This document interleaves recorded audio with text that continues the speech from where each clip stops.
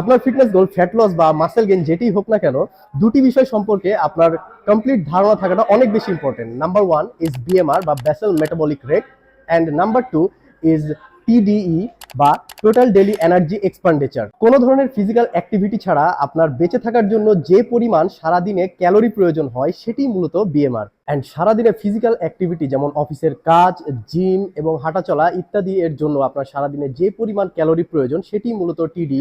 এখন আপনি যদি ফ্যাট লস বা ওয়েট লস করতে চান তাহলে আপনাকে বিএমআর এর থেকে বেশি এবং আপনার টিডি থেকে কম ক্যালোরি গ্রহণ করতে হবে, যেটিকে ক্যালোরি ডেফিসিট বলা হয়। এবং আপনি যদি ওয়েট বাড়াতে চান তাহলে আপনাকে টিডি এর থেকে বেশি ক্যালোরি গ্রহণ করতে হবে, যেটিকে ক্যালোরি সারপ্লাস বলা হয়। এখন আপনারা যারা ফ্যাট লস বা ওয়েট লস করতে যাচ্ছেন, কোনো মতেই বিএমআর এর নিচে ক্যালোরি গ্রহণ করা যাবে না। বিএমআর এর থেকে কম ক্যালোরি গ্রহণ করা স্বাস্থ্যের জন্য ঝুঁকিপূর্ণ হতে পারে। গুগল সার্চ বারে গিয়ে লুজ টু গেইন লিখে আপনি খুব সহজেই আপনার বিএমআর এবং টিডি বের করতে পারবেন, যেখানে প্রয়োজন হবে আপনার height, weight, age, fat percentage.